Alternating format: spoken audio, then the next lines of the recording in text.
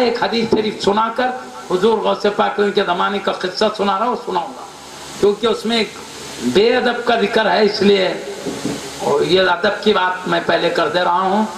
وہ بے ادبی کا کیا نقصان ہے؟ آپ کے مدرسے ایک طالب علم بے ادب بھی تھا، اس میں تو کیا ہوا میں وہ بتانے کے لیے پہلے ادب کی اہمیت، محبت اللہ کو پسند ہے، خود بھی چاہتا ہے دوستوں کو، اور چاہتا ہے کہ سب اللہ کے دوستوں سے محبت کریں، اور محبت کرنے والوں کو نوازنے کا اللہ کے پاس وعدے جلیلہ بھی ہے۔ میں ایک حدیث شریف سنا دیتا ہوں۔ محشر کا میدان ہوگا، یہ کون پیارے نبی صلی اللہ علیہ وسلم فرماتے ہیں، تو اللہ تعالیٰ چند بندوں کو مشک کے ٹیلوں پر بٹھائے گا، ان کے چہرے 14ویں رات کی چاند سے بھی زیادہ چمکتے ہوں گے۔ صحابہ رضی اللہ عنہ اجمعین عرض کرتے یا رسول اللہ صلی اللہ علیہ وسلم یہ کون لوگ ہیں محشر کے میدان میں مشک کے ٹیلوں پر بیٹھیں گے، ان کے چہرے 14ویں رات کی چاند کی طرح چمکتے ہوں گے، اور ان کے کیا عمل ہوں گے دنیا میں؟ تو پیارے نبی صلی اللہ علیہ وسلم نے فرمایا کچھ بندے ہیں محشر کے میدان میں اللہ ان کو مشک کے ٹیلوں پر بٹھائے گا، 14ویں رات کی چاند سے زیادہ چہرے ان کے چمکتے ہوں گے، فرماتے یہ نہ نبی ہوں گے نہ شہید ہوں گے، مگر ان کے اللہ کے پاس مقام و مرتبے کو دیکھ کر، رب کی نوازش و کرم کو دیکھ کر انبیاء شہداء بھی رشک فرمائیں گے۔ یہاں پر رشک کا مطلب میرے خیال کے تک بناؤں یہ ہے کہ انبیاء، رشک کا مطلب یہ انبیاء سوچیں گے ہم کو جو اعلیٰ مقام ملا ہے، بلند درجہ ملا ہے، کیونکہ اللہ ہم کو نبوت کی اعلیٰ مقام پر فائز کیا، نبوت کی وجہ سے بلند درجات ملے ہیں۔ شہید جو اپنے مرتبوں کو دیکھیں گے وہ سوچیں گے یہ ہم کو شہادت کا مقام ملا ہے، اس لیے بڑا درجہ، لیکن یہاں نبوت ہے نہ شہادت ہے، ان کو اللہ کا کرم اتنے کیسے ہو گیا؟ یہ رشک ہے۔ بغیر نبوت کے بھی، بغیر شہادت کے بھی اللہ کے شان کریمی میں ہے، جبکہ محشر کے میدان میں ہر ایک پریشان حال ہے، مصیبت میں ہے، یہ عالم ہے محشر کے میدان کا، اللہ جلال میں ہے، ہر ایک کانپنا اور لرز رہا ہے، خوف کا یہ عالم ہے۔ اللہ پاک فرماتا ہے وَتَرَى النَّاسَ سُكَارَىٰ، حبیب تم قیامت میں لوگوں کو دیکھو گے نشے والوں کی طرح نظر آئیں گے، وَمَا هُمْ بِسُكَارَىٰ، حالانکہ وہ نشے میں نہیں ہوں گے، وَلَٰكِنَّ عَذَابَ اللَّهِ شَدِيدٌ، لیکن اللہ کا عذاب سخت ہوگا۔ اللہ کی پکڑ کی وجہ سے محشر کے میدان میں لوگ نشے والے کی طرف، ان کی چہرے، ان کی صورتیں پریشان حالی نشے والوں کی طرح ہو جائے گی۔ یہ صرف خدا کے غضب اور پکڑ کی وجہ سے ہوگا۔ تو محشر کے میدان میں تو یہ عالم ہے، مصیبت سے سب پریشان حال ہے۔ اس مصیبت کے وقت میں کچھ اللہ کے بندے ہیں مشک کے ٹیلوں پر بیٹھے ہیں، رب العالمین ان پر اپنے فضل و رحمت کی برسات فرما رہا ہے، اس کی نوازش سے چہرے 14ویں رات کی چاند کی طرح چمک رہے ہیں۔ تو پیارے نبی صلی اللہ علیہ وسلم فرماتے ہیں یہ نہ نبی ہوں گے نہ شہید ہوں گے، مگر ان کے مرتبوں کو دیکھ کر انبیاء شہداء بھی رشک کریں گے، ان کے کیا عمل تھے جو اللہ نواز رہا ہے۔ اللہ کے حبیب فرماتے ہیں دنیا میں کسی سے محبت کرتے تو اللہ کے لیے، عداوت کرتے تو اللہ کے لیے، کیا مطلب؟ یہ صرف میرے محبوبوں کو اللہ کے محبوبوں کو چاہتے تھے کہ اللہ کے محبوب ہے، اس لیے اللہ کے دوست اس لیے چاہتے تھے کہ یہ اللہ کے دوست ہے، اللہ کے محبوبوں کو چاہتے تھے اس لیے کہ اللہ کے محبوب ہے۔ ان کے چاہنے کا دار و مدار ذات پروردگار تھا۔ تو دیکھو اللہ کے دوستوں کو جب کوئی اس لیے چاہتا ہے کہ اللہ کے دوست ہے، اللہ تعالیٰ محشر کے میدان میں ایسا نواز رہا ہے، تو معلوم ہوا اللہ کو پسند یہ ہے کہ اس کے دوستوں سے محبت کی جائے، عظمتوں کے چراغ کو دل میں روشن رکھا جائے۔ کس بندے کا دل دنیا میں اللہ کے دوست کی محبت و عظمت کے چراغ سے روشن ہوتا ہے، اللہ تعالیٰ اتنا راضی اور خوش ہوتا ہے۔ محشر کے میدان میں سب پریشان ہوں گے، مگر اللہ مشک کے ٹیلوں پر بٹھا کر اپنے فضل کی برسات کرتا ہو۔ سبحان اللہ، سبحان اللہ، سبحان اللہ۔ دعوت رکھنے والوں کو اعلان جنگ ہے، ادب کرنے دوستوں کی ادب کرنے والوں کو مشک کے ٹیلے ہیں۔ اس سے فرق سمجھ لو، دوستوں کا اللہ کے پاس کیسا مقام ہے، کیا اہمیت ہے۔ اس کے باوجود ہم کو دوستوں کی کیا ضرورت، عمل کر کے ہم خود دوست بنتے۔ یہ کس قسم کے شیطان کے وسوسے ہیں۔ اللہ کہتا صحبت میں رہو، محبت کرو، ادب کرو، اور ادب کیسے پیدا ہوتا ہے؟ تعریفیں سننے سے ہوتا ہے. بھائی انسانی فطرت ہے، کسی کی خرابی سنتا ہے تو نفرت پیدا ہوتی ہے، کسی کی خوبی سنتا ہے تو محبت پیدا ہوتی ہے. جب یہ محبت ہم کو مشک کے ٹیلوں تک لے جا رہی ہے، ادب و تعظیم مشک کے ٹیلوں تک لے جا رہی ہے، ایسے کام کرو جس سے ادب و محبت میں اضافہ ہو. کیسے اضافہ ہوتا ہے؟ تعظیم و تکریم سننے سے، ان کی سیرت و پاکیزہ اداؤں کو سننے سے دل میں ادب احترام پیدا ہوتا ہے. یہی ادب و احترام ہمارے ایمان کو مضبوط بھی کرتا ہے، مشک کے ٹیلوں تک بھی پہنچاتا ہے، رب کے کرم کی برسات میں بھی پہنچا رہا ہے. معزز صاحبان کرام، ہم میں 3 مدرسے نظامیہ بغداد شریف میں ایک مدرسہ ہے. اس میں راوی کیا کہتے ہیں؟ میں اور شیخ عبد القادر جیلانی غوث اعظم رضی اللہ عنہ اور ہمارا ایک مدرسے نظامیہ کا ساتھی، تینوں مل کر اپنے زمانے کے ایک ولی سے ملنے کا ارادہ کیا. اس زمانے میں غوث نامی ولی، غوث اعظم یہ الگ ہے، سردار اولیاء. غوث پاک کے طالب علم کے زمانے میں غوث نامی ولی رہتے تھے. وہ غوث نامی ولی، ان کی بھی عجیب شان تھی. اللہ والے ریاضت و مجاہدات کرتے ہیں، یعنی نفس کو تمام روحانی بیماریوں سے پاک کرتے ہیں. حسد ہے، کینہ ہے، بغض ہے، غرور ہے، ریاکار ہے، جو بھی برائیاں دل کی ہوتی ہیں اس سے پاک کر لیتے ہیں. تو اللہ ان کے دل کو نورانی چمکدار موتی کی طرح بنا دیتا ہے اور خوب عبادت ریاضت کلیف ہو جاتی ہے، نورانی ہو جاتی ہے. ان کا بدن ان عبادت و ریاضت کی وجہ سے ہماری روح سے بھی زیادہ لطیف بن جاتا ہے، نورانی ہو جاتا ہے. اس لیے ہماری روح سے بڑھ کر لطیف ان کا بدن ہو جاتا ہے. اس لیے اللہ کے دوست سکنڈوں میں مشرق سے مغرب ایک قدم اٹھائے تو مشرق سے دوسرا قدم مغرب میں ڈال سکتے ہیں. ہماری روح جیسے سو گئے تو ہماری روح کے ساتھ پلک جھپکنے میں آسمانوں میں چلے جاتی ہے. تو ہماری روح سے بڑھ کر ان کے جسم کی طاقت ہوتی. ہاں وہ ولی کا مزاج تھا، کبھی محفل میں بیٹھے ہوئے نظر آتے تھے، کبھی نظر نہیں آتے تھے. اب بیٹھو اچانک موجود بھی ہو جاتے تھے، بس اچانک غائب ہو جاتے، اچانک آ جاتے. جسم ان کا ویسا لطیف نورانی تھا. تو اب یہ نظام مدرسے نظامیہ کے 3 سال ایک ہی مدرسے کے ساتھ ملنے کے ارادے سے نکلے غوث نامی ولی، مگر ایک ابن سقا نامی ایک ساتھی تھا مدرسے کا پڑھنے والا. چلتے چلتے کیا بول رہا معلوم؟ میں وہ ولی سے ایسا سوال کروں گا وہ لاجواب ہو جانا، جواب نہیں دے سکتا. یہ جذبہ لے کے جا رہا ہے ایک شخص. اور دوسرے جو راوی ہے واقعی کہ وہ خود بتا رہے، میں یہ بولتے گا میں ایک سوال کرتا ہوں، دیکھیں گے حضرت کیا جواب دیتے ہیں. مطلب وہ ولی تو ہے، علم بھی ہے، نہیں دیکھیں گے، لاجواب کریں گے کا جذبہ نہیں، دیکھیں گے حضرت کی علمی جلالت شان کیا ہے. یہ اب غوث پاک رضی اللہ عنہ ابھی طالب علم تھے، آپ کیا بولیں؟ میں سوال کروں گا نا، جواب سنوں گا، ادب و محبت کے ساتھ چہرہ دیکھتے بیٹھوں گا. بولے عبد القادر جیلانی تینوں 3 جذبے لے کے گئے. جا کے وہ غوث نامی ولی جہاں رہتے ہیں وہاں پہنچے. پہنچنے کے بعد دیکھیں وہاں موجود نہیں ہے، اور اچانک موجود بھی ہوتے تو ان کے موجودگی کے انتظار میں بیٹھے رہے. اچانک موجود ہو گئے، پلک جھپکنے میں موجود ہوئے، لیکن چہرے پہ جلال و غضب تھا. انتہائی غضب کے ساتھ ابن سقا کو دیکھے جو بولتے گیا نہیں، ایسا سوال کروں گا لاجواب ہو جانا. تو جلال کے ساتھ بولے دیکھ تو یہ سوال کرنا چاہتا تھا جس سے مجھے لاجواب کرنا چاہتا، تیرا یہ سوال ہے اس کا جواب ہے، لیکن سن لے تیری اس جرات کی وجہ سے میں تجھے کفر پہ مرتا ہوا دیکھ رہا ہوں، خاتمہ کفر پہ ہوتا ہوا دیکھ رہا ہوں. کیا مطلب؟ اللہ جس کو ایمان کے ساتھ نہیں مارنا چاہتا دوستوں کے ادب سے دل محروم کر دیتا ہے. پتا چلا ہوتا میں تجھے کفر پہ مرتا ہوا دیکھ رہا ہوں، یہ بولے. اور یہ جو راوی ہے روایت کرنے والے وہ خود کہہ رہے ہیں میرے بارے میں کہا تم دیکھنا چاہتے تھے سوال کر کے میں کیا جواب دیتا ہوں، تمہارے ہی جرات کی وجہ سے میں دیکھ رہا ہوں، دنیا تم کو حلق تک گھیر رہی ہے وہ منظر میں دیکھ رہا ہوں.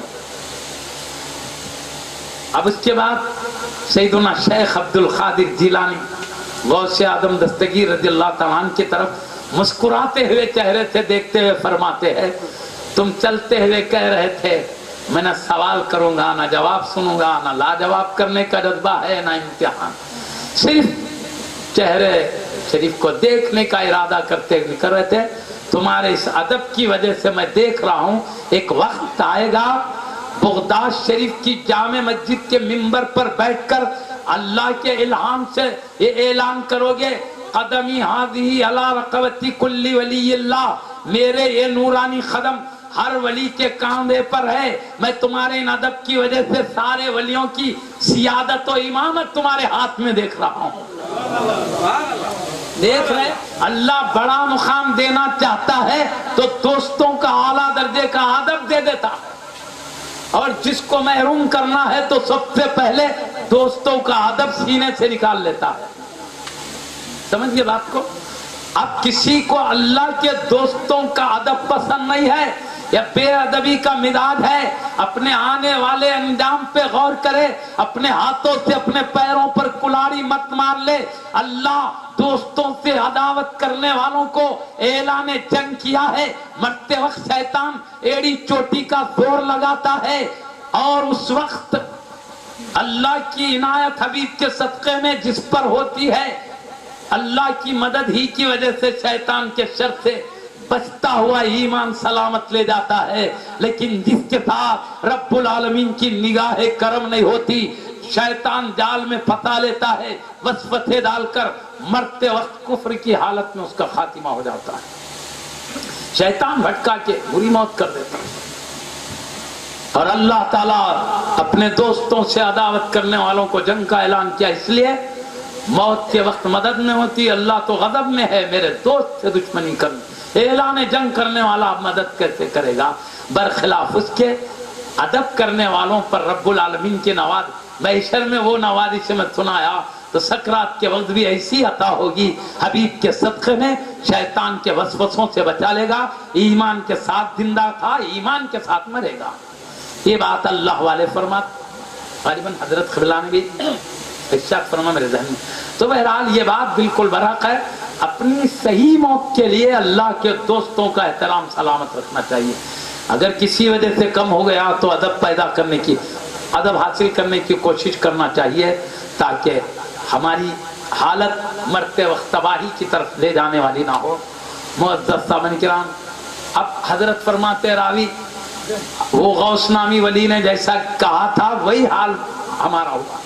ابن سقا حالانکہ وہ علم و فن و ہنر میں بہت اعلیٰ تھا، وہ اتنے علم ہی نہیں تھا، اعلیٰ قسم کا ذہین ذکی سمجھدار بھی تھا، وہ اسلام کی تائید میں اسلام کے خلاف بولنے والوں سے مقابلہ کرتا تو لاجواب کر دیتا تھا، عیسائی علماء سے یہودی علماء سے مناظرہ ہوتے ایسے جوابات دیتا تھا سب خاموش ہو جاتے، اسلام کی تائید میں ایسے دلائل پیش کرتا اور سب کو خاموش کر دیتا تھا، بڑی علم میں اعلیٰ مہارت تھی، ذہن بھی بہت تیز تھا۔ اس کی شہرت کا یہ عالم ہوا، عیسائیوں کے بادشاہ کو خبر ملی کہ مسلمانوں میں ایک ایسا بھی شخص ہے کہ سامنے والے بڑے بڑے ماہرین کو لاجواب کر دیتا ہے، بڑے بڑے علم والوں کو خاموش کر دیتا ہے، تو بادشاہ نے ان کی علم کی شان کو دیکھنے کے لیے اپنے دربار میں اپنی آنکھوں کے سامنے وہ نظارہ کرنے کے لیے ابن سقا سے کہا تم کو ہمارے عیسائی علماء سے مناظرہ کرنا ہے، مقابلہ ہے کہ تم جواب دے کر بتاؤ تمہارا اسلام صحیح مذہب ہے، ہمارے علماء سے بحث ہوگی۔ تو مقرر ہوا ٹائم، لوگ آئے، بادشاہ بھی بیٹھے ہوئے تھے، اب ہوا کیا مناظرہ شروع ہوا، عیسائی علماء اسلام کے خلاف تنقید کرتے جا رہے ہیں اور ابن سقا اسلام کے خلاف تنقید کا جواب دے کر اسلام کی عظمتوں کو مضبوط دلائل کے ذریعے ثابت کرتے جا رہے ہیں، ان کے ہر اعتراض کو انہوں نے مضبوط دلائل کے ساتھ توڑا اور اسلام کی حقانیت اور اس کی شان اور عفت کو مضبوط دلائل کے ساتھ ثابت کیا۔ سارے کے سارے بڑے بڑے عیسائی علماء خاموش ہو گئے، تو عیسائی بادشاہ نے دیکھا کہ ان کی علمی دلالت کا یہ عالم ہے کہ ہمارے بڑے بڑے علماء خاموش ہو گئے ہیں، چلو مذہب الگ ہے تو کیا ہوا، علم کی قابلیت خوبی کو دیکھ کر ان کا احترام کرتے ہوئے بادشاہ نے اپنے گدی پر بلا کر خریب میں بٹھایا ابن سقا کو، اس کے بعد کیا ہوا؟ بادشاہ کی ایک حسین جمیل لڑکی تھی.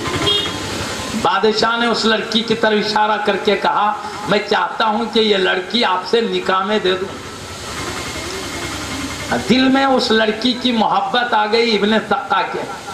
انہوں نے کہا ٹھیک ہے میں راضی ہوں، نکاح کر لینا چاہتا ہوں.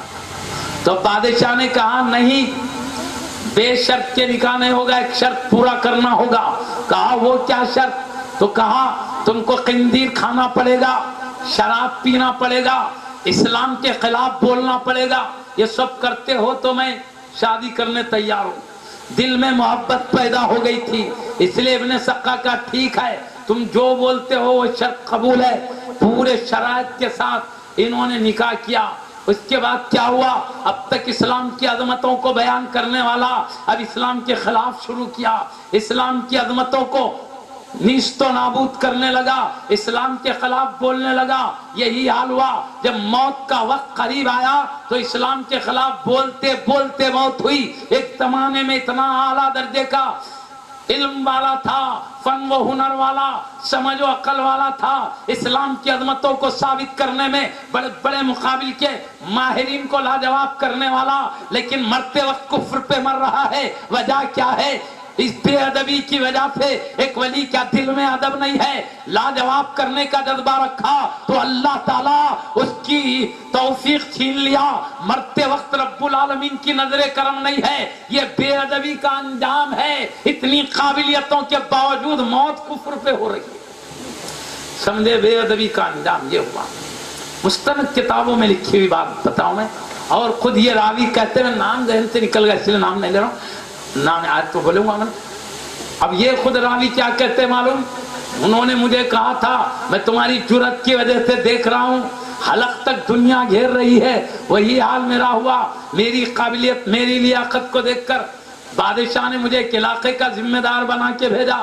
پورے علاقے کی نگرانی میرے ہاتھ میں کیا. جب وہاں کا میں ذمہ دار بن کر گیا، گورنر اور ذمہ دار بن کر گیا، تو دولت میرے قدموں میں آنے لگی. لوگ میرے پاس دولت بھر دینے لگے، یہاں تک کہ میں اسی دولت میں گم ہو گیا. دنیا مجھ کو اطراف سے گھیر لینے لگی، بس دنیا میں پھنس کے رہ گیا. مطلب کیا ہے؟ آخرت کی یاد، خدا کا ذکر، اس کی عبادت ریاضت سب چھوڑ کر بس دنیا کی دولت میں مشغول ہو گیا.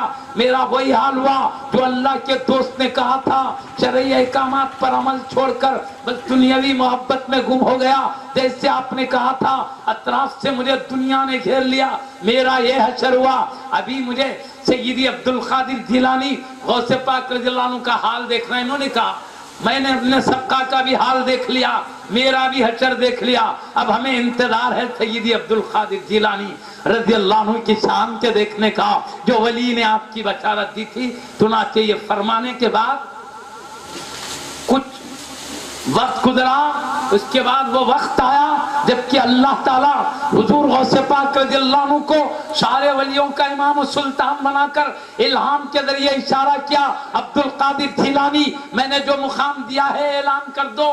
تو وہی وقت آیا جیسا کہ ایک وقت کے ولی غوث نامی دوست نے اللہ کے کہا تھا میں دیکھ رہا ہوں ممبر پر ٹھہر کر تم اعلان کر رہے ہو، یہ میرے قدم ہر ولی کے کاندھے پر ہے. وہی وقت آیا، اللہ تعالیٰ کی طرف سے حکم ہوا آپ جامع مسجد بغداد کی ممبر پر ٹھہر کر اعلان کرتے ہیں قدمی حاضی علی رقبتی کلی ولی اللہ، میرے یہ قدم ہر ولی کے کاندھے پر ہے. کیا مطلب؟ جیسے پیارے نبی کی حدیث ہے الجنت تحت اقدام الامہات، ماں کے قدموں کے نیچے جنت ہے. اس کا مطلب یہ نہیں جہاں قدم ہے وہیں جنت ہے، مطلب یہ ہے کہ جو ماں کی تعظیم کرتا ہے، جو ماں کا ادب کرتا ہے، جو ماں کی خدمت کرتا ہے، جو ماں کو راضی کرتا ہے، اسی حالت میں موت آئے کہ ماں باپ اس سے راضی ہوں تو یہ جنت کہ اعلیٰ مقام کا حقدار بن جاتا ہے. ایسا شخص جنتی ہے جس سے ماں راضی ہو جائے. یہ مطلب ہے ماں کے قدموں کے نیچے جنت کا مطلب ماں کو راضی کر لے جنت ہے، ماں کا ادب احترام کر لے جنت، یہ مطلب ہے. واقع قدم کے نیچے جنت بولے تو قدم جا رکھی وہیں جنت، یہ مطلب عربی کا خان. ایسے ہی میرے قدم ہر ولی کے کاندھے پہ کا مطلب واقعے میں خدم کاندھے پر یہ مطلب نہیں ہے، مطلب یہ ہے اللہ نے مجھے سارے ولیوں کا سلطان و سردار بنایا، اللہ نے سب کا امام بنایا، یہ مطلب ہے۔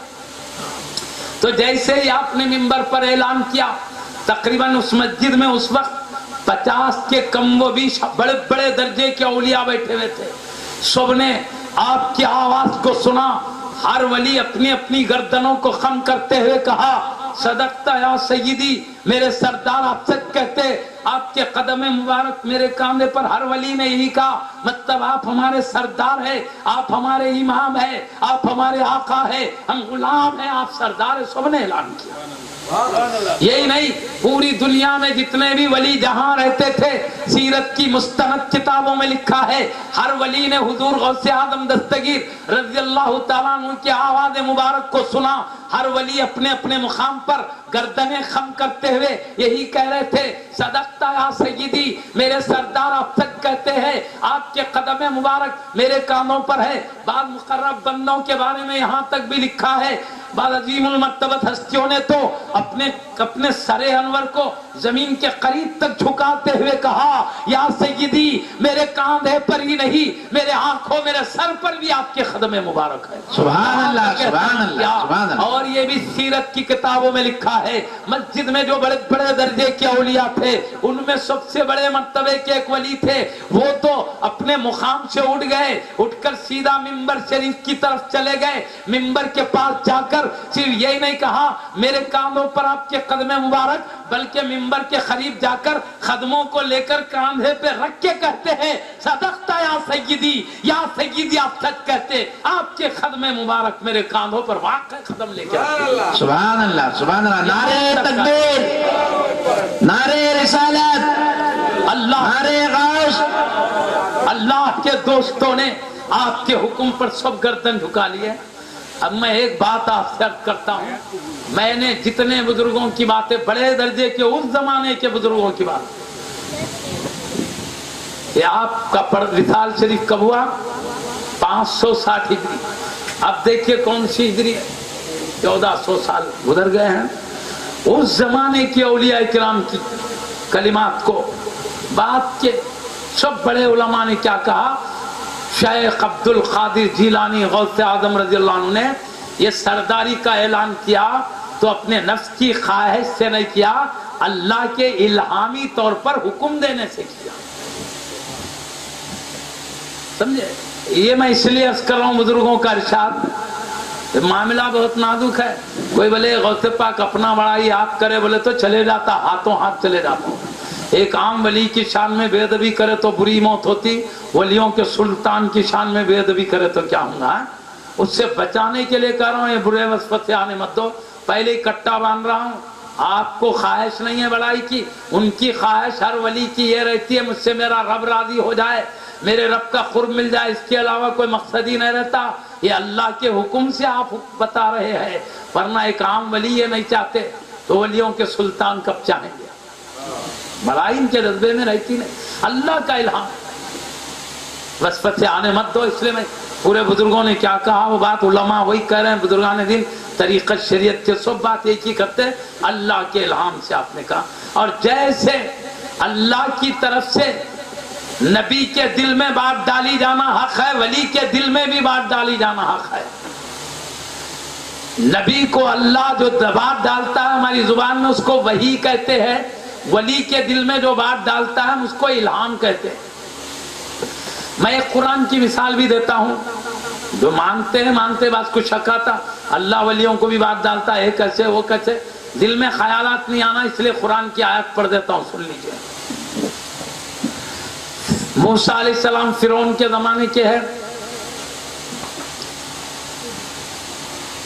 فرعون نے اعلان کیا جس کو بھی بچہ پیدا ہوا قتل کر دیا جائے گا، اس کے جاسوس پھرتے جہاں لڑکا پیدا پکڑ کے قتل کر دیتے۔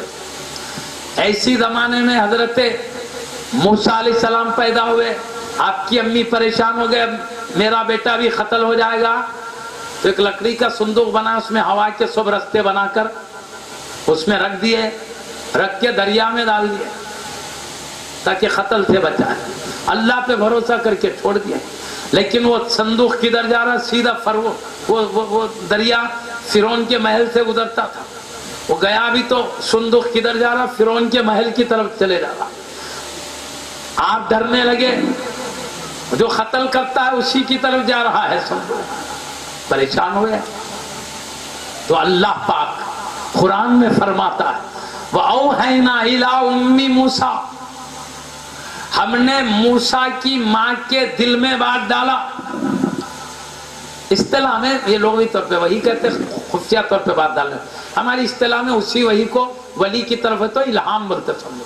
اصطلاح میں محاورے میں ہمارے ولی کو ہے تو الہام بولتے. کوئی وہی کا مطلب یا الہام، یعنی اللہ کہتا ہم نے موسیٰ کی والدہ کے دل میں بات ڈالا. کیا آگے؟ کہ تم ڈرو نہیں، خوف مت کھاؤ، تمہارے لڑکے کو کچھ نہیں ہوگا. یہ مطلب ہے آگے. یہ دل میں بات ڈالا اللہ کی طرف سے تھی، مطمئن ہو گیا، اب ڈرے نہیں. وہ گیا صندوق ادھر، فرعون کی بیوی دیکھی تو لڑکا ہے. فرعون کو بولے تو اس قتل کر دو، نہیں معلوم یہ ڈینجر شخص ہوگا. نجومی بولے تھے لڑکا پیدا ہونے والا ہے بنی اسرائیل میں، تمہاری تخت کو لڑ دے گا، لیکن خلاف عقیدے کا آ جائے گا، اس لیے ہر لڑکے کو قتل کر رہا تھا فرعون. ابھی بولے یہ لڑکا دکھتے یہ خطرناک یہی نہ ہو بلکہ قتل کر دیں گے. بولے تو بیوی بولے نکو اچھا لڑکا ہے، ہم پال لیں گے. یہ وہ لڑکا نہیں ہو سکتا جو انقلاب لانے والا ہو. بولے تو فرعون خاموش بیٹھا، گھر میں رکھ کے موسیٰ علیہ السلام کو پالنے لگے. اللہ کی قدرت دیکھو، جس کا ڈر نہیں ہے سب کو قتل کر رہے ہیں، جس کا ڈر ہے اللہ انہی کے گھر میں پال رہا ہے جو ڈر رہا ہے. سبحان اللہ، سبحان اللہ. قدرت الہی ہے. تو اللہ کہہ رہا میں نے موسیٰ کی ماں کے دل میں یہ بات ڈالا، نہیں ڈرنا بولے. تو موسیٰ علیہ السلام کی امی ہے، کوئی عورت نبی نہیں ہوتی، یہ ولیاں ہیں. تو قرآن سے ثابت ہے ولی کے دل میں بات ڈالا جانا. احادیث میں بھی آیا بھائی قرآن کی بات بولنے کے بحث ہی ختم ہو جاتی. اب حدیث بولے تو ضعیف ہے، صحیح ہے، وہ حجتاں لے کے بیٹھے گا کوئی نہیں. اطمینان کے لیے میں قرآن کی یاد پڑھتا کیونکہ تھوڑے ٹائم میں بات جلدی ختم کرنا، اس لیے زیادہ بحث لمبی نہ نکلتی ہو. قرآن میں آیا اللہ کے ولی کی طرف الہام، قرآن سے ثابت ہے. تو غوث اعظم دستگیر کے دل میں اللہ کی طرف سے ڈالی گئی بات. آپ اللہ کے حکم سے اعلان کیے سیادت کا.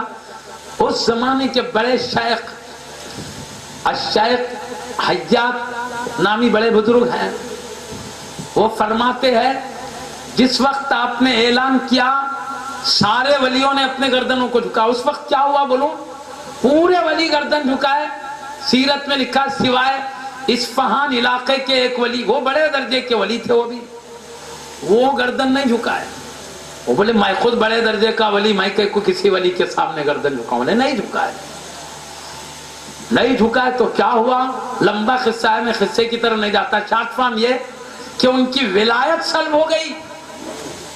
جو خدا کے دوست تھے دوستی چھین لیا اللہ، اور اللہ کے دوستوں کی جو شان ہونا چاہیے وہ ختم ہو گئی. عجیب حال ہو گیا. آپ کے بڑے بڑے درجے کے مریدین تھے، وہ سیدھے حضور غوث اعظم دستگیر رضی اللہ عنہ کے دربار میں گئے. وہ دیکھ رہے تھے کہ سب نے اپنی اپنی گردنیں جھکا لی، لیکن ہمارے پیر و مرشد نہیں جھکائے غوث پاک رضی اللہ عنہ کے قدموں میں، جس کی وجہ سے ان کی ولایت سلب ہو گئی. جو شان پہلے تھی اب وہ باقی نہیں رہی. معافی چاہنے کے لیے حضور غوث پاک رضی اللہ کے دربار میں گئے. لمبا قصہ شارٹ فارم بول رہا ہوں. حضور غوث پاک نے کہا جاؤ میں نے معاف کر دیا. جیسے معاف کر دیا دوبارہ ولایت پلٹ آ گئی، دوبارہ مل گئی ولایت. لیکن کہنے کا مقصد یہ ہے انکار کیا تو چلے گئی، غوث پاک نے معاف کیا تو لوٹ گئی. یہ ایک ولی تھے صرف انکار کیے مگر بعد میں معافی چاہے. وہ غوث پاک کے دربار میں آ کے معافی چاہے، آپ نے دل سے معاف کر دیا. اب آپ سادات ہے، یہ گھرانہ ہی جہاں سے عفو درگزر کی تعلیم ملی ہے. امت کو شفقت و پیار کی تعلیم اسی گھرانے سے تو ملی ہے. یہ نبی کے خاندان کے نوافے ہے. نجیب الطرفین سید ہے. آپ کی امی جان کا نسب امام حسین رضی اللہ عنہ سے جا کے ملتا ہے. آپ کے ابا جان کا نسب شریف امام حسن رضی اللہ عنہ سے جا کے ملتا ہے.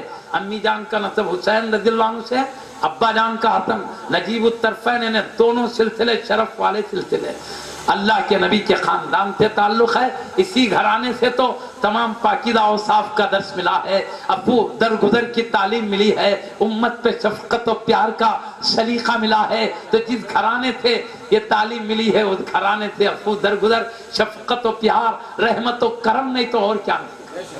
بہرحال ایک نگاہ کرم نے آپ نے معاف فرما دیا، پھر ولایت کے اونچے مقام پر آپ دوبارہ فائز ہو گئے، لیکن احترام ہمیشہ کے لیے باقی رکھا۔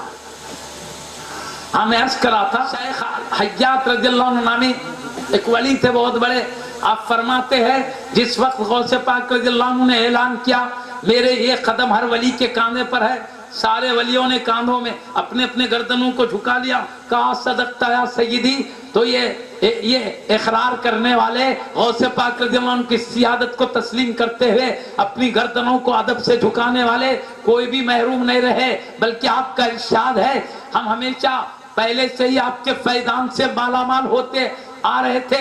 سارے اولیاء کے بارے میں کہتے ہیں غوث پاک کا فیضان پہلے سے جاری تھا، لیکن آپ کے اعلان کے بعد سب ولیوں نے گردن جھکایا، تو آپ فرماتے ہیں ان کے قلوب میں نورانیت کا اضافہ ہوا اور ان کے علوم میں زیادتی ہوئی اور ان کے احوال میں ترقی ہوئی۔ یعنی ولی اللہ تعالیٰ خاص حال دیتا ہے، وہی جانتے ہیں، لفظوں میں نہیں بتایا جا سکتا، تو وہ احوال اللہ کے دوست وہی پہچان سکتے ہیں، ان احوال میں اضافہ ہوا، یعنی ان کے درجات میں ترقی ہوئی اور اللہ نے ایک عجیب عجیب شان کی نئی نئی کیفیت عطا فرمایا، وہ قرب الہی کی بلندیوں پر پرواز کر گئے۔ تو آپ نے اعلان کیا تو جنہوں نے آپ کے اعلان پر گردن جھکایا وہ بڑے بڑے مراتب سے مالا مال ہوئے، یہ ایک بات ہوئی۔ اور دوسری بات اور ایک عظیم اسی زمانے کے بڑے درجے کے ولی شیخ مکارم رضی اللہ تعالیٰ عنہ نامی اللہ کے مقرب بندے فرماتے ہیں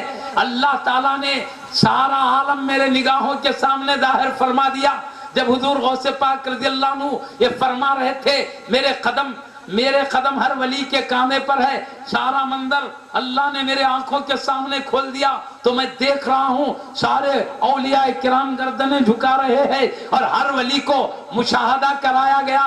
یہ مشاہدہ کہ اللہ کی طرف سے بڑے بڑے درجے کے ملائکہ، بڑے بڑے درجے کے فرشتے حضور غوث پاک رضی اللہ عنہ کی بارگاہ میں اس وقت حاضر ہے۔ حاضر ہونے کے بعد آپ کے لیے اللہ کے حکم سے قطبیت کا جھنڈا لا کر، قطبیت یعنی اللہ کے دوستوں کے سردار ہونے کی نشانی، ایک جھنڈا لا کر حضور غوث پاک رضی اللہ عنہ کے سامنے نصب کر رہے ہیں۔ سارے ولی دیکھ رہے، ان کے دیکھنے کو اللہ مجھے دکھا رہا ہے، کہہ رہے جھنڈا نصب کر رہے ہیں۔ ملائکہ کرام اس اعلان کے وقت سیادت کا جھنڈا تھا تو کہہ رہے اس کا نام قطبیت، قطب کا جھنڈا، قطبیت کا جھنڈا آپ کے سامنے نصب کیا جاتا ہوا ہر ولی نے مشاہدہ کیا ہے۔ یہی نہیں بلکہ آپ کے سر پر غوثیت کا تاج رکھا جا رہا تھا۔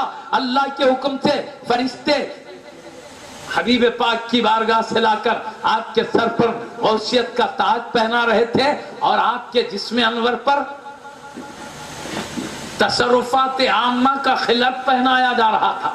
تصرفات عامہ کیا بات ہے میں بتاؤں گا، پہلے پوری بات کر دوں۔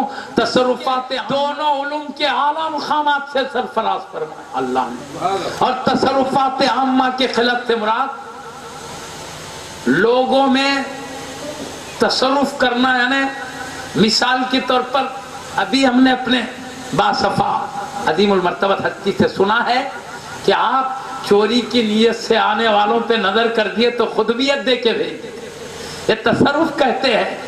خالی دل لے کر آئے ہیں، خطب بنا کے بھیج رہے ہیں، تصرف کہتے ہیں، یعنی ان کے دلوں کو اس لائق بنا دینا، اس قابل بنا دینا کہ خدا کے دوستی کے اعلیٰ مرتبے کو سنبھال سکے، اس کو تصرف کہتے ہیں۔ اللہ کی طرف سے دیا گیا تصرف ایک خاص تصرف ہوتا ہے، خاص یعنی نظر ڈال کے ولی بنا دینا، خاص بولتے، عام کس کو بولتے؟ نظر ڈال کے ولی بھی بنا سکتے ہیں، جلالی نظر ڈال کے ولایت چھین بھی سکتے ہیں، اس کو عام کہتے ہیں۔ صرف ایک تصرف نہیں، دینے کا نہیں لینے کا بھی تصرف حاصل تھا، لیکن یہ غوث پاک رضی اللہ عنہ کی شان کریمانہ تھی۔ آپ نے ولایت چھینا کم ہے، دیا زیادہ ہے. جس پہ نظر ڈال دیتے ولایت کے بڑے بڑے مرتبوں پہ پہنچا دیتے. لیکن کسی کی ولایت چھیننے کا اختیار تھا مگر چھینے کم ہے. اگر کسی وجہ سے چھینے بھی ہے بعد میں عطا بھی فرما دیا. سبحان اللہ سبحان اللہ. اس کی ایک مثال میں دیتا ہوں آپ کو. چھینے بھی ہے مگر نواز دیے، مگر عطا بہت ساروں کو کیا. کم ہے ہستیاں سے جن کی چھینی گئی مگر دوبارہ عطا بھی کی گئی. ایک واقعہ سناتا ہوں. آپ کے زمانے میں ایک بڑے درجے کے ولی تھے. میں بولا نا اللہ والے بہت ریاضت مجاہدات عبادتوں کی کثرت کرتے ہیں. اللہ کا خوف، عشق نبی مصطفیٰ کی غلامی، اطاعت ربانی بڑھ جاتی ہے تو ان کا بدن ہماری روح سے زیادہ لطیف ہو جاتا ہے. ہواؤں میں اڑنا بھی آسان ہو جاتا ان کا. ایک اللہ کے ولی بغداد شریف میں اپنے نورانیت کی وجہ سے، لطافت بدن کی وجہ سے ہوا میں اڑتے جا رہے تھے. غوث پاک رضی اللہ عنہ کا مکان ہے، ادھر سے بھی اڑ رہے تھے. تو جیسے غوث پاک رضی اللہ عنہ کے مقام سے گزر رہے تھے سیدھے آ کر غوث پاک ان کے چوکھٹ پہ گر گئے. کیا مطلب؟ گر گئے کا مطلب جو بے نیازی سے گزر رہے تھے تو غوث پاک رضی اللہ عنہ کی ولایت کو سلب کر لیا تھا تو اس لیے گر گئے. اب یہ معلوم ان کو کہ میں بغداد میں گزر رہا ہوں، یہاں بڑے بڑے اولیاء رہتے ہیں، ان کا احترام کرتے ایسا نہیں گزرنا تھا. لیکن میں نے وہ لحاظ نہیں کیا تو عبد القادر جیلانی رضی اللہ عنہ نے میری ولایت سلب کر لیا ہے. جس طاقت کی بنیاد پہ اڑ رہا تھا وہی طاقت ختم ہو گئی، اس لیے چوکھٹ پہ آ کے گر گیا. تو آپ کے مرید صادق گھر جا رہے تھے غوث پاک کے، تو کہتے ہیں کیا، جا کے شیخ سے کہہ دو، ہمارے سردار سے کہہ دو میرا قصور معاف کر دے. حضرت کے مرید اندر گئے، ابھی انہوں نے معروضہ بھی نہیں کیا. شیخ عبد القادر جیلانی رضی اللہ عنہ کہتے ہیں تم چونکہ سفارش لے کے آئے ہو اس لیے میں ان کو معاف کر دیتا ہوں. میں نے اس لیے ان کو ایسا کیا، یہاں سے گزر رہے ہیں، بڑے بڑے درجے کے ولیوں کا بھی لحاظ نہیں کرتے، بے نیازی سے اڑ رہے تھے، اس لیے میں نے ان کے احوال کو سلب کر لیا، ولایت کی ساری طاقت سلب کر لیا. تو اب پرواز کی طاقت ختم ہو کر گر گئے تھے، لیکن میں دوبارہ ان کو معاف کر کے عطا کر دیا. تو اب وہاں غوث پاک کے خدموں میں قدم رکھ کے سر انور رکھ کے معافی چاہتے ہیں، معافی چاہ کے پیدل چلے جاتے بہت دور تک، اس کے آگے جا کے پھر اڑتے چلے جاتے. تو میرے کہنے کا مقصد بعض وجہ سے سب کیے ہے تاکہ آئندہ لحاظ رہے. اپنے سے بڑے بزرگ یہ مقصد کچھ تھا، بہرحال لیے بھی پھر دے بھی دیے، کم کا لیے بھی تو دے دیے. ایسا ہوا. میرے کہنے کا دونوں تصرف کو بتانا مقصود ہے. سلب کرنے کی بھی طاقت ہے، دینے کی بھی، مگر سلب کرنے کی طاقت ہے، استعمال کم کیے بھی تو دوبارہ نواز دیے ہے. لیکن عطا کی جو طاقت تھی آپ کا بھرپور استعمال کرتے رہے، کئی ہستیوں کو بڑے بڑے مقامات پر پہنچا دیے. بلکہ مستند سیرت کی کتابوں میں لکھا ہے امام مہدی رضی اللہ تعالیٰ عنہ کے تشریف لانے تک یہ سارے تصرفات اللہ تعالیٰ غوث سمدانی کے ہاتھ میں رکھا ہے. جتنے ولی بنتے رہیں گے قیامت تک غوث پاک ہی کے ہاتھوں سے ان کو خلاف پہنائی جاتے رہے. اللہ تعالیٰ حبیب پاک کو اختیار دیا ہے اور حبیب پاک یہ ذمہ داری غوث سمدانی کو سونپ دی ہے. غوث پاک رضی اللہ عنہ اسی لیے فرماتے، بہجت الاسرار شریف کی ایک عبارت ہے، مستند کتاب کا حوالہ دے رہا ہوں. آپ فرماتے ہیں انا نائب رسول اللہ صلی اللہ علیہ وسلم ووارثہ فی الارض، میں زمین میں رسول اللہ صلی اللہ علیہ وسلم کا نائب اور ان کا وارث ہوں.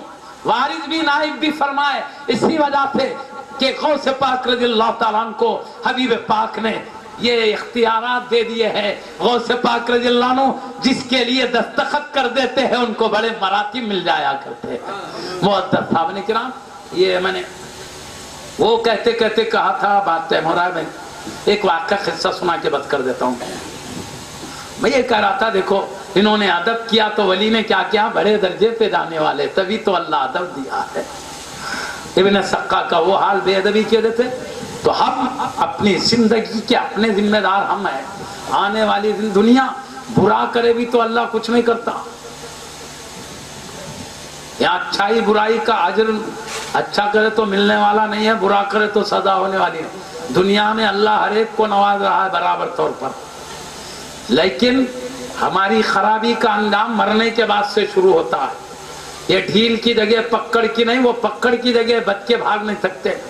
اسی لیے کچھ بھی ہم اللہ کے دوستوں سے ادب احترام کے معاملے میں ٹکراؤ کر رہے ہیں، اولیاء سے ہم عظمتوں سے کھیل رہے ہیں، تو خبردار آنے والی زندگی تاریخ ہو جائے گی۔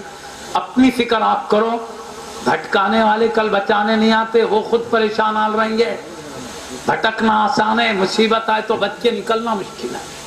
اس لیے فکر کرو، اللہ کے دوستوں کی سینے میں جو ادب و محبت کا چراغ ہے روشن رکھے، اس کو آباد رکھے، آنے والی زندگی ہماری پربہار رہے گی، اسی کی برکت سے بھلائیوں کی توفیق ہوگی۔ اور اللہ کے دوستوں سے محبت و ادب کرنا خالی نہیں جاتا، وہ ہماری مصیبت دنیا میں بھی کام آتے ہیں، آخرت میں بھی۔ اور خصوصاً غوث اعظم دستگیر رضی اللہ عنہ، یہ تو سارے ولیوں کے سردار ہے، ہر ولی خود ان کے فیضان کے طرف متوجہ رہتے ہیں۔ بڑے بڑے اولیاء اللہ پہ غوث پاک کا فیضان جاری ہے، ان کا تو معاملہ بہت بڑا ہے۔ مجذوب، سالک، خطب، غوث سب غوث پاک رضی اللہ عنہ سے فیض پاتے رہتے ہیں، تو بڑے ہیں۔ ہر ولی اللہ کی عطا سے نوازنے والے ہیں، چاہو دنیا میں بھی نوازیں گے، محبت کرو ان سے، ادب و احترام کا کسی ولی کا بات، بلکہ شریعت کی تو تعلیم ہے، ایک عام مومن گناہگار ہے تو کیا، خطا کار ہے تو کیا، سیاہ کار ہے تو کیا، وہ بھی مصطفیٰ کا وفادار ہے، اس کے بھی ساتھ اچھا سلوک، اچھے برتاؤ، اس کے بھی حسن سلوک کا شریعت در دیتی ہے۔ ان باتوں کو ساتھ رکھو، آخرت میں کام آنے والا ہے۔ میں ایک غوث پاک رضی اللہ عنہ کا قصہ سنا کے بات ختم کر دیتا ہوں۔ حضرت قبلہ نے ایک بات اچھی فرمائے، آپ کی نگاہ کرم سے اللہ تقدیر بھی بدل دیتا ہے۔ تو ایک تقدیر کا قصہ سنا کے بات کر دیتا ہوں تاکہ ہمیں معلوم ہو یہ اولیاء کی نظروں سے مصیبتیں کیسے ٹلتی ہے، بلکہ تقدیر بدل جاتی ہے۔ معزز صاحبان کرام، میں ایک واقعہ سنا کے بات کر دے رہا ہوں۔ پہلے کے زمانے میں لوگ کیا کرتے تھے، کچھ کاموں کو جانا ہے، تجارت، زراعت، اللہ کے دوستوں سے اجازتاں لے کے کام کرتے تھے۔ وہ بھی جانتے تھے کچھ مشکلات ہے تو دعاؤں کی برکت سے ٹل جائیں گی، بلکہ آج کل سب چلے گا، آزادی کا دور چل رہا ہے آج کل، آگے بڑھے کدھر کے بڑھے سب کچھ بھی نہیں۔ پہلے ایسے اجازتاں لیتے تھے، وہ کرتے تھے، تو وہ زمانہ وہی تھا۔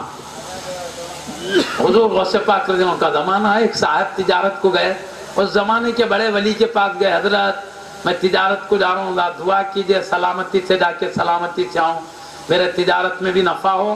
وہ اللہ کے ولی یہاں نظر اٹھائے تو سیدھا لوہے محفوظ پہ جاتی دوستوں کی نظر، وہاں دیکھ کے بولے ارے میاں مت جا، آپ سفر میں دیکھ رہا ہوں، تو تیرے ساتھ جتنے لوگ جا رہے ہیں لوہے میں لکھا ہے سب کٹ جائیں گے، سب مر جائیں گے، تمہاری دولت لٹ جائیں گے، ایسا لکھا دیکھ رہا ہوں، مت جا، دیکھ مصیبت ہے۔ بولے ولی روک دیے، انہوں روکے تو سیدھا یہ شخصیت کیا کری معلوم، یہ سیٹ صاحب سیدھا غوث پاک رضی اللہ عنہ کے پاس آئے، آ کے کہتے حضرت میں تجارت کو جا رہا ہوں، دعا کیجئے نفع حاصل ہو، میری جان سلامت رہے۔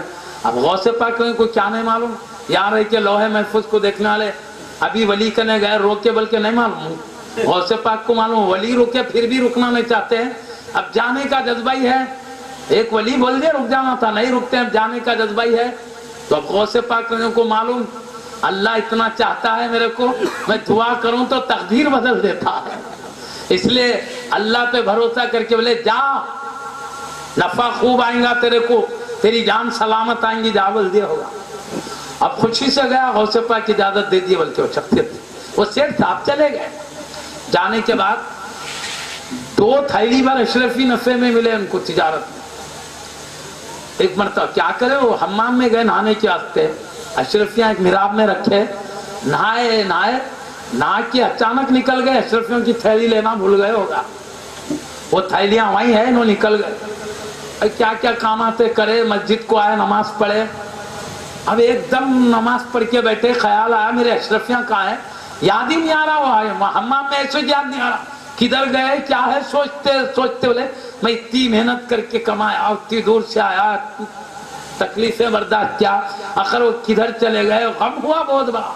اسی غم میں سوچتے بیٹھے تھے، نیند آ گئی، سو گئے، سوتے ہی نیند لگتے ہی خواب کیا دیکھ رہے معلوم، بڑے بڑے ڈاکواں لٹیرے چھرے تلواراں لے کے آئے، ان کے قافلے میں جتنے لوگ تھے سب کو قتل کر ڈالنے لگے، مال لوٹ لینے لگے۔ خواب دیکھ رہے ہیں، ایک ڈاکو آیا تلوار لے کے ان کو چلایا، ان کی حلق کے پاس سے چل رہا تھا، اچانک نیند اچھال ہو گئی۔ نیند اتنا ڈینجر خواب دیکھنے کا، ڈر جاتا نہیں جی آدمی، ہیبت سے کانپنے لگے۔ نیند سے اٹھتے ہی ایک دم یاد آیا میرے اشرفیوں کی تھیلیاں حمام میں ہے، بلکہ یاد آیا، یاد آتے سیدھا حمام میں گئے، ابھی تک تھے اس کو لے لیے۔ لینے کے بعد ہیبت ہو گئی، اب ٹھہرنا نہیں، بڑا خواب ڈینجر دیکھے بولے اب یوں جا رہے ہیں، چلے جانا ملک بغداد کو، بلکہ جا رہے ہیں تو پورے قافلے والوں کی ناشاں دیکھا ہوں، پورے قتل ہو گئے، ایک کے پاس بھی دولت نہیں ہے، سب چوراں لوٹ لے کے بھاگ گئے قتل کر کے۔ اب ہیبت ہو گئی، ارے خواب سے، کیونکہ پیارے نبی بولے، پیارے نبی آخری نبی، اب کوئی نبی آتے نہیں، کوئی نئے وہی اترتے، وہ بھی عیسیٰ علیہ السلام تشریف لائیں گے، وہ آخر زمانے وہ بھی پہلے بنے سو نبی ہے، نئے کوئی نبی آ کے بنیں گے نا، وہ پہلے کے نبی، پہلے کے رسول ہیں۔ تو پیارے نبی بولے اب کوئی وہی تو آنے والی نہیں، بند ہو گئے وہی کا سلسلہ، البتہ میری امت کے جو خواب ہیں سچے خواب پڑیں گے۔ اب سچے خواب بولے تو زیادہ سے زیادہ سچے خواب ہوں گے، اب انہوں جیسا دیکھے وہی سچا واقعہ پیش آیا، پورے قتل ہو گئے، مال کسی کے پاس نہیں ہے، سب لوٹ لے چورا۔ اب انہوں جلدی جلدی گئے ملک شام، پورا رستہ طے کر کے ملک شام پہنچے تو سب سے پہلے وہ ولی ملے۔ کون سے ولی؟ بولے نہیں ارے مت جا، لٹ جائیں گا، وہ لوح محفوظ میں دیکھوں تو تیرا قافلہ سب قتل ہو رہا تو دیکھوں، بولے نہیں۔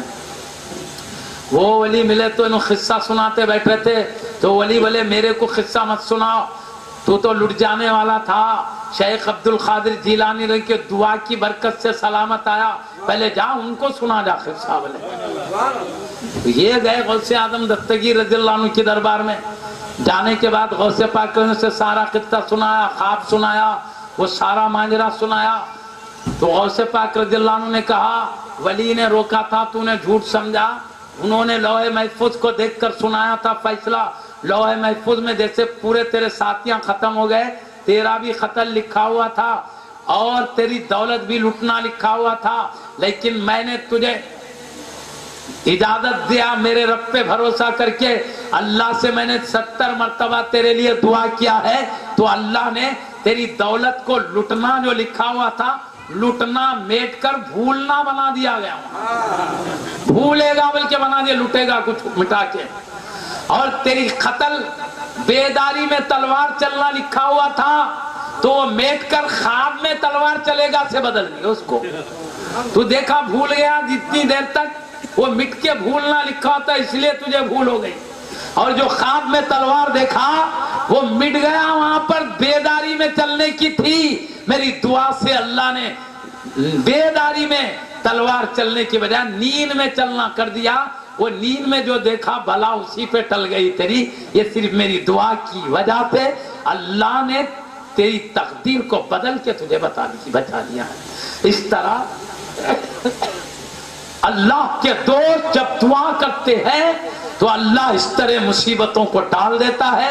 حضور سیدی غوث الاعظم دستگیر رضی اللہ تعالیٰ وہی فرماتے ہیں کہ میں جب اللہ سے دعا کرتا ہوں تو اللہ میری خاطر اٹل فیصلے بھی بدل دیتا ہے۔ انشاءاللہ تعالیٰ اللہ کے دوستوں کی محبت و ادب خالی نہیں جائے گی۔ سید الاولیاء شہنشاہ بغداد سیدنا شیخ عبد القادر جیلانی غوث الاعظم دستگیر رضی اللہ تعالیٰ کی محبت و چراغ کا، محبت و ادب کا چراغ روشن رکھو، انشاءاللہ دنیا میں بھی کام آئے گا، خبر میں بھی کام آئے گا، محشر میں بھی کام آئے گا۔ اس کے ساتھ سارے دوستوں کی محبت ادب و احترام کو باقی رکھے اور ان کی پاکیزہ زندگیوں کو دیکھتے ہوئے اپنی زندگیوں کو ان کی زندگیوں کی طرح بنانے کی کوشش کریں۔ انشاءاللہ تعالی ساری کامیابیاں ہمارے قدم چومتے نظر آئے گی۔ وآخر دعوانا الحمدللہ رب العالمین۔ نعرہ تکبیر، نعرہ تکبیر، نعرہ